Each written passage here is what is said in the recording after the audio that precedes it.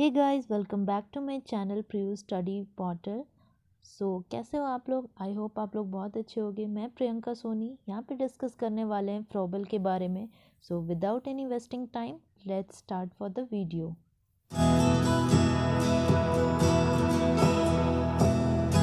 फ्रॉबल Froebel का पूरा नाम था फ्रेडरिक विलेम अगस्त फ्रॉबल।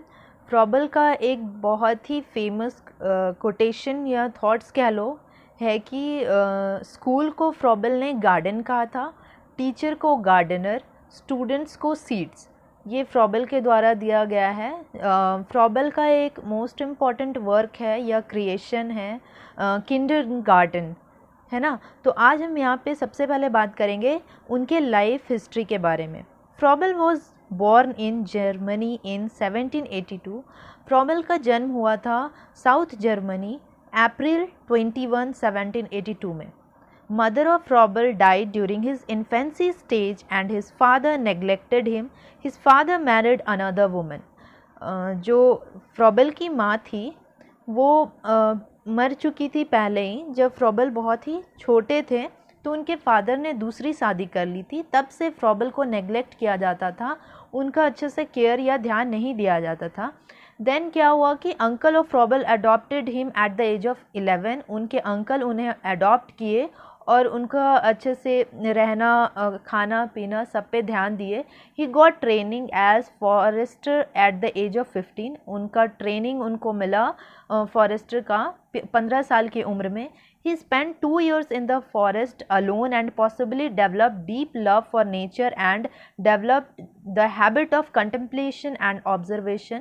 जब वो 2 साल अकेले जंगलों में रहें तो ये जाहिर था कि उनमें नेचर से रिलेटेड लव आए। उनको हैबिट हो गया था कि वो मतलब ज़्यादा विचार करने लगे थे नेचर से रिलेटेड। उनमें उनको नेचर्स का बहुत केयरिंग आ गया था, उनमें केयरिंग नेचर हो गया था। नेचर से रिलेटेड पूरे जो भी जंगल में वो रहे थे, है ना। He studied for 2 years at the university of Jena. 2 साल तक वो यूनिवर्सिटी ऑफ जीना में पढ़े थे। He joined as teacher at Frankfurt am Main. He was successful teacher, served Pestalozzi school at Yverdon for about 3 years। वो फिर टीचर बने फ्रैंकफर्टन में। और उनके जो फ्रॉबल के जो टीचर थे वो थे जॉन हेनरिच पेस्टोलॉजी, है ना। उन्हीं के ये फ्रॉबल जो थे वो स्टूडेंट रह चुके थे। He got further education in Berlin. और वो आगे की पढ़ाई के लिए वो बर्लिन में गए, वहाँ पे पढ़े।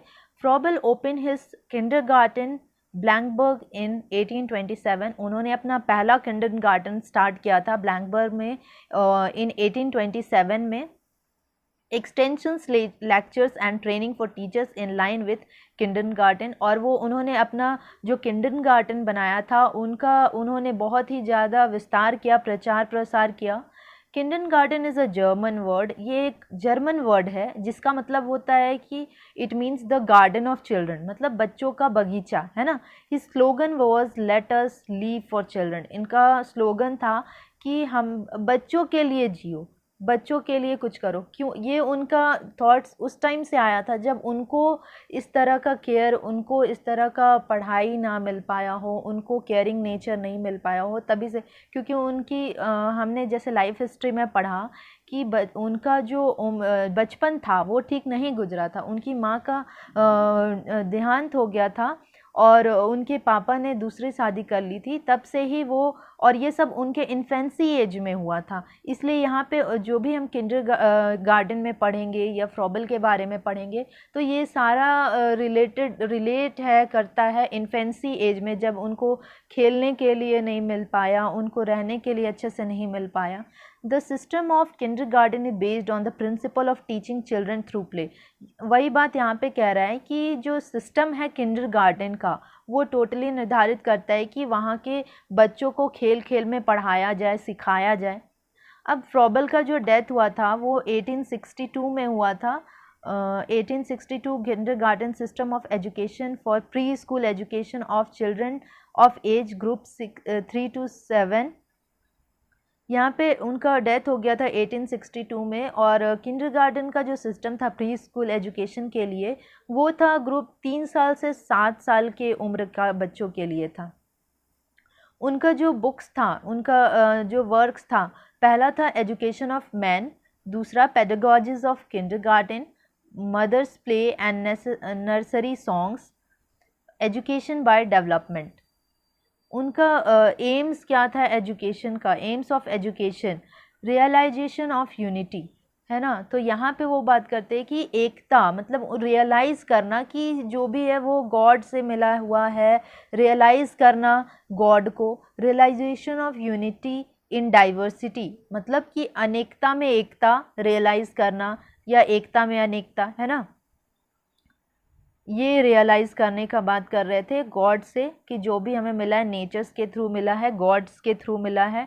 Development of individuality of child, मतलब हर एक बच्चे का व्यक्तित्व में डेवलपमेंट हो, जस्ट लाइक फिजिकल डेवलपमेंट, उनका शारीरिक विकास हो, इंटेलेक्चुअल डेवलपमेंट, मानसिक विकास हो, इमोशनल डेवलपमेंट, उनका जो भी इमोशनल फीलिंग्स हैं उनका डेवलपमेंट हो, सोशल डेवलपमेंट हो, स्पिरिचुअल डेवलपमेंट हो, ये सारे का डेवलपमेंट का बात करते थे।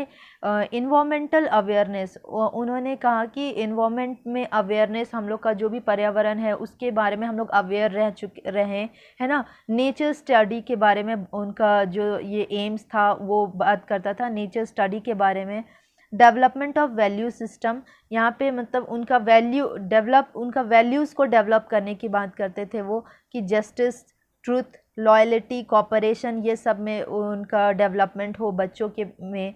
Development of God habits of action, feeling and thinking, good habits of, मतलब बच्चों में एक गुड हैबिट डेवलप हो, एक्शन कोई भी काम करने या कोई भी फीलिंग्स हो तो वो गुड हैबिट्स में हो, कुछ भी सोचे तो वो कुछ अच्छा सोचे, है ना। नेक्स्ट है प्रिंसिपल्स ऑफ एजुकेशन। क्या क्या प्रिंसिपल्स था यहाँ पे हम देखते हैं। Principles of manual work and hand work, वो बात करते थे कि बच्चे का जो है वो फिज़िकल डेवलपमेंट हो, इसके लिए बच्चे अपने मसल्स को डेवलप करे, वो अलग अलग क्रिएटिविटी करे, उनमें आइडियाज़ आए, एनर्जीज़ आर एक्सप्रेस्ड, ये सब दिखे। तो ये यहाँ पे हैंड वर्क और मैनुअल वर्क के बारे में पहला प्रिंसिपल्स था। दूसरा नेचर स्टडी के बारे में बोलते थे, मोरल, बोलते थे कि उनमें बच्चों में मोरल, नैतिक विकास का डेवलपमेंट हो, और religious spiritual development takes place, और जो भी रिलीजियस और स्पिरिचुअल्स डेवलपमेंट हो वो उस बच्चों में हो। प्रिंसिपल्स ऑफ सेंस ट्रेनिंग, बच्चे का जो भी सेंसेस है उनका ट्रेनिंग कराया जाए। जैसे कि बच्चे अगर खेल खेल में पढ़ रहे हैं, मतलब अगर कुछ सीख रहे हैं तो सबसे पहले जो उनको खेलना सिखाया जाता है, उनके सेंसेस का ट्रेनिंग दिखाया जाता है, वो देखते हैं, सुनते हैं, तब वो आगे लर्निंग में उनका इम्प्रूवमेंट होता है।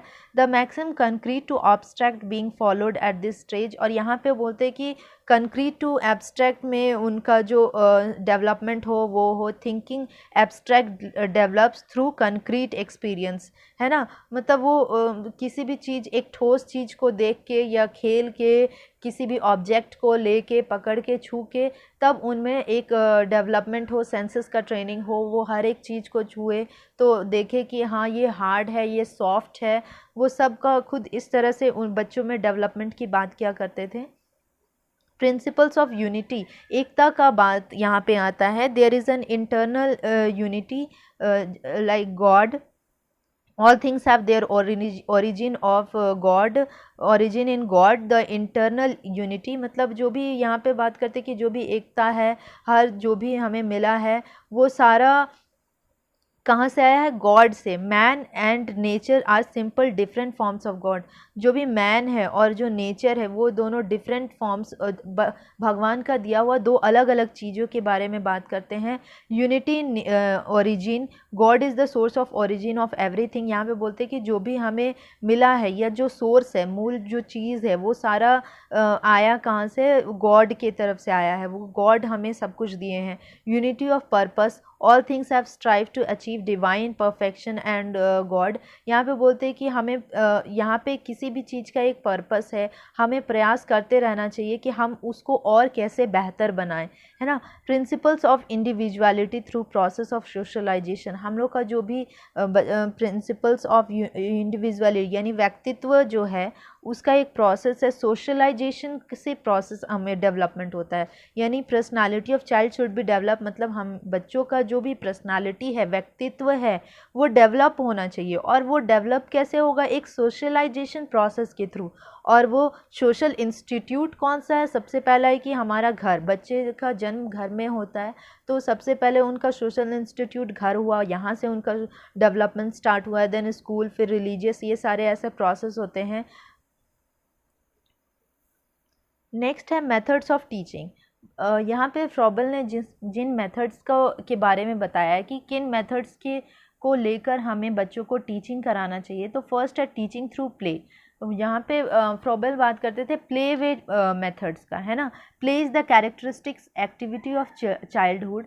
Kindergarten system makes use of the play behavior of providing learning experience to the child, so the child will learn many things easily and eagerly। बोला जाता है कि अगर बच्चे किंडर गार्डन में तो ये एक सिस्टम था ही कि प्ले बिहेवियर या प्ले वे मेथड से पढ़ाया जाए, जिससे बच्चे हैं वो ईज़िली कैच करें, उनमें इंटरेस्ट आए, है। ये सारे बातों के बारे में प्ले वे मेथड में बात करते हैं। Gifts and occupations as material and method of education. यहाँ पे गिफ्ट्स एंड ऑक्यूपेशंस के बारे में बोला जाता है कि कोई भी ऐसा मटेरियल्स उनको दिया जाए, गिफ्ट्स प्रोवाइड किया जाए, है ना। और गिफ्ट्स भी प्रोवाइड किया जाए तो इन तरह का वो मतलब शेप्स में बात करते थे, जैसे यहाँ पे Froebel design special materials known as gift and series of recommended activities known as occupation for use in kindergarten. The gifts are set of geometric shapes such as balls, cubes, cut papers, etc.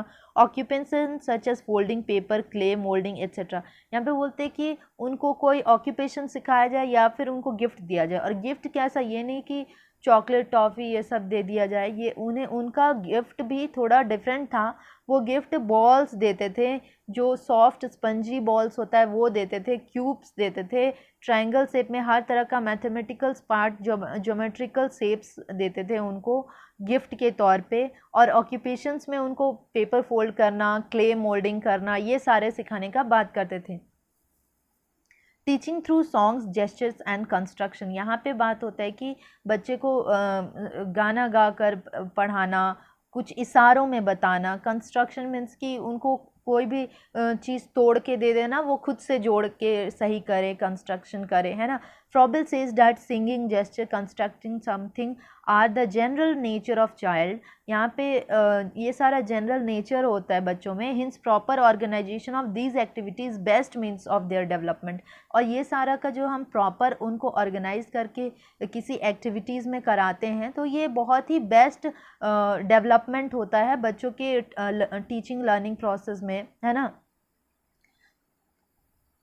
उनमें curriculum में कौन कौन से subjects और क्या क्या topics थे, यहाँ पे देखते हैं। लिटरेचर यानी वो साहित्य के बारे में बात करते थे, पोइट्री, पोएम्स के बारे में, dramatisations, reading, mathematics, science, social studies, Christianity, यानी वो उन्होंने जो भी प्रीवियस मैंने अभी बताया कि गॉड से कैसे उन्होंने बिलीव था, कैसे यूनाइट करना चाहते थे गॉड से। उनका कहना था कि जो भी ओरिजिन या जो भी सोर्स है वो गॉड्स के थ्रू से आया है। तो यहाँ पे बात होती है लैंग्वेज में French language, music, art and physical education, ये सारे के ये सारा जो भी सब्जेक्ट्स या टॉपिक है वो करिकुलम में ऐड करना चाहते थे। Silent features of Froebel's kindergarten, self activity, यानी बच्चों में वो सेल्फ एक्टिविटी करवाना चाहते थे। Gives joy, freedom, satisfaction and peace of mind. उनको मतलब सारा चीज़ दे के छोड़ देना चाहते थे कि बच्चे सेल्फ एक्टिविटी करें, उनको ऐसा फ्रीडम दिया जाए, ऐसा पीस दिया जाए कि वो सेल्फ अपने से ही खुद काम करे, सारा कुछ यहाँ करे, उनको छोड़ दो अकेले। क्रिएटिवनेस की बात यहाँ पे आती है कि God created man his own image, मतलब गॉड ने आदमी को एक अपना इमेज देके बनाया है। Man should also like God create and bring fourth many. वो मतलब गॉड हैं जो उन्होंने क्रिएट किया है, और मैन जो है आदमी को क्या करना चाहिए, गॉड को क्रिएट करना चाहिए, ऐसा मतलब उनको और इम्प्रूव करना चाहिए और उसको अच्छे से प्योरीफाई यानी उनको उनमें एक परफेक्शन लाना चाहिए, है ना। और उसमें क्रिएटिव कैसे हम लाएं इसको देखना चाहिए, ना कि उसमें उसको और हम हार्म करें, बर्बाद करें, नेचर्स को डिस्ट्रॉय करें। सोशल पार्टिसिपेशन की बात आती है यहाँ पे। Man is social animal, man को बोला जाता है कि एक सोशल एनिमल है। When a child participates in cooperative activities, receive physical training but also intellectual, social and moral education। बोला जाता है कि आदमी तो है वो एक सोशल एनिमल है, यानी सबके साथ सबके साथ रहना पसंद करता है ना। तो उसको वहाँ पे अपना एक एक्टिविटीज़ कराना चाहिए, पार्टिसिपेशन कराना चाहिए, उनको फिज़िकल ट्रेनिंग देना चाहिए जो कि इंटेलेक्चुअल के लिए भी काम आए। सोशल मोरल एजुकेशंस प्रोवाइड कराने चाहिए। रोल ऑफ टीचर, अब यहाँ पे टीचर्स की रोल आती है कि टीचर्स को क्या रोल होना चाहिए फ्रॉबल के जो भी एजुकेशन है उसमें, है ना। The teacher has to suggest the idea, teachers को ऐसा होना चाहिए कि वो सजेस्ट करे आइडियाज़ को कि तुम ये काम करो या इस तरह से ये करना चाहिए, बस और कुछ नहीं। He is also required to demonstrate certain activities of them, मतलब उनको ऐसा रिक्वायर होना चाहिए कि वो कोई भी एक्टिविटीज़ को कैसे कराएं, उनमें उसको डेमोन्स्ट्रेट करें, है ना। He also sing a song with view to help the child to form appropriate ideas, उनको गाना गा के उनको बताना चाहिए अपना जो भी हेल्प है, जो भी बच्चों का हेल्प करना है या कुछ आइडियाज़ बताना है, उनको गा गा के बताना चाहिए। डिसिप्लिन की बात आती है, ही टीचर हैज़ इनकलकेट सिंपैथेटिकली, मतलब कि यहाँ पे टीचर बात करते हैं कि उनको समझाना चाहिए कि सिंपैथेटिकली वैल्यूज़ क्या क्या है, दया भाव की क्या क्या वैल्यूज़ है, महत्व क्या है, जैसे लव है, सिंपैथी है, कोऑपरेशन है, ओबीडियंस टू एल्डर्स, हम लोग को ये अपने बड़ों का कैसा आदर करना चाहिए, है ना। The child should be made to realise that discipline depends upon his love, तब बच्चों में क्या होगा, रियलाइज़ होगा, उनमें डिसिप्लिन आएगा कि हम कैसे किसी से लव का नेचर रखें, गुडविल यानी कि दया भाव की ये दया भाव उसमें आए, है ना, किसी को हार्म ना पहुंचाएं, किसी के प्रति दया रखना चाहिए, म्यूचुअल अंडरस्टैंडिंग हो, एक दूसरे में समझ सके किसी को, तो इस तरह का डिसिप्लिन इनकलकेट करना चाहिए बच्चों के अंदर। अब हम यहाँ पे फ्रॉबल के कुछ मेरिट्स के बारे में जानेंगे जो कि किंडरगार्टन में दिया हुआ है, कुछ मेरिट्स उसको हम जानेंगे कि kindergarten is a school which help each child for optimum development. यहाँ पे बात होती है कि जो किंडरगार्टन जो स्कूल है वहाँ पे हर एक बच्चों के लिए बेस्ट डेवलपमेंट के लिए बनाया गया है according to his natural endowment in social environment, दया दान, ताकि वो इतना मतलब उसमें दिया किंडरगार्टन में कि गिफ्ट का जो प्रोसेस है या ऑक्यूपेशन का प्रोसेस, तो इनमें बच्चों में एक बेस्ट डेवलपमेंट होता है कि उनमें एक दान की भावना हो, मतलब वो किसी को डोनेट कर पाएँ कुछ भी सोशल इन्वायरमेंट में, है ना। Here children's growth is nurtured but not forced, यहाँ पे बच्चों का ग्रोथ होता है वो अपने आप होता है, ना कि किसी को फोर्स पुश करवा के उनको कि ये काम करो, तुम दान दो ही, या ऐसा कुछ नहीं होता, उनमें खुद से एक जागृत होता है दया की भावना। गाइडेड बट नॉट मोल्डन, यहाँ पे बच्चों को गाइड किया गया है, ना कि उनको मोल्ड किया गया है, कि उनको बनाया गया है उस तरह के जो दया भाव की भावना उनमें आती है, तो ये उनको किसी को फोर्सफुली नहीं करवाया जाता है, उनको बस गाइड कर दिया जाता है, वो खुद करते हैं। He stress the importance of play in the early education, यहाँ पे जोर दिया गया है इम्पोर्टेंस में इस बात पे कि बच्चों को खेल खेल से पढ़ाया जाए, है ना। चाइल्ड सेंटर्ड एजुकेशन इसमें आया है, जब यहाँ पे सेल्फ एक्टिविटीज़ कराया जाता है जो भी, तो ये बच्चों के थ्रू कराया जाता है, जब उनको फ्रीडम में छोड़ दिया जाता है एक रूम में या स्कूल में कहीं भी, तो वो उनको जो पसंद है वो वही करते हैं, तो यहाँ पे चाइल्ड सेंटर्ड एजुकेशन की बात आती है। Various gifts provide sensory training, यहाँ पे जो सेंसरी ट्रेनिंग होता है उसके लिए बहुत तरह का गिफ्ट्स प्रोवाइड किया जाता है। इफ़ अगर हम स्पंज वाला बॉल देते हैं स्टूडेंट्स को, जो जिसे हम प्रेस करने के बाद वो उसका शेप चेंज हो जाता है, और फिर अगर हम छोड़ते हैं तो वो शेप उसी शेप में वापस आ जाता है। तो इनमें कहीं ना कहीं उनका सेंसरी ट्रेनिंग हो रहा है, उनको पता चल रहा है, वो फील कर पा रहे हैं स्किन से, या फिर टच कर पा रहे हैं, या फिर उनको कुछ दिया जा रहा है जिससे वो चेक कर रहे हैं, टेस्ट कर रहे हैं, हर तरह का। This system of education stress the integration of multiple experience of child while learning. यहाँ पे ये जो सिस्टम है किंडरगार्टन का, जो एजुकेशन सिस्टम है या प्रोसेस है, यहाँ पे स्ट्रेस दिया जाता है कि वो इंटीग्रेट मतलब एक तरह का मल्टीपल एक्सपीरियंस करे बच्चे, हर तरह की वहाँ पे हर चीज़ों का एक्सपीरियंस करके बच्चे अपने लर्निंग को इम्प्रूव करें। लिमिटेशंस, यहाँ पे लिमिटेशंस जो है उसकी बात करते हैं कि songs are given by are out of date, मतलब जो भी सॉन्ग्स यहाँ दिया जाता था वो उस ज़माने का नहीं, पुराने ज़माने से लिया जाता था। आउट ऑफ डेट यानी पहले का होता था। These can not be used in every school, हर स्कूल में वो यूज़ नहीं किया जाता था।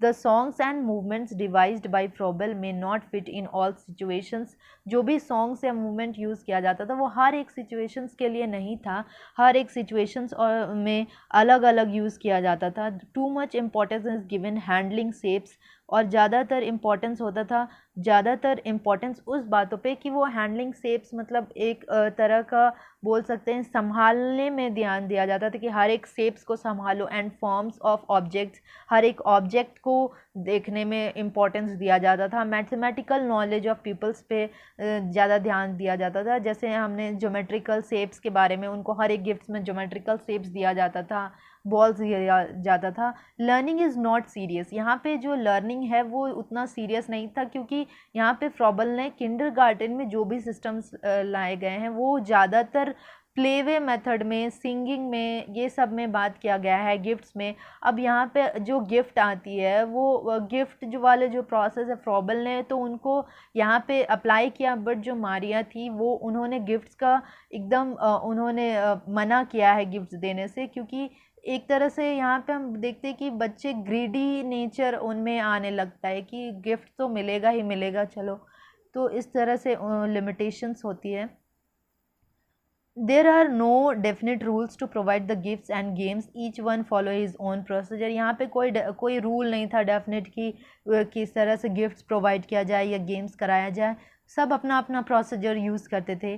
Games and gifts may not always impress the children, हर टाइम गेम्स और गिफ्ट्स से बच्चे इम्प्रेस नहीं होते थे। Instead they will not concentrate on what they have to learn, उनको कंसंट्रेट नहीं हो पाता था कि उनको पढ़ना क्या है, क्या करना है। The kindergarten of Froebel does not provide for the study of the individual attention of the child, जो किंडरगार्टन है फ्रॉबेल का ये प्रोवाइड नहीं करते कि इंडिविजुअली बच्चे स्टडी कर रहे हैं, अटेंशन मिल रहा है बच्चे को पढ़ाई में ही, ऐसा कुछ नहीं था। सो गाइज यहाँ पे हमने बात किया है वेस्टर्न थिंकर फ्रॉबेल के बारे में। आई होप आपको ये वीडियो पसंद आई हो। सो लाइक, सब्सक्राइब और शेयर ज़रूर करें। Bye bye.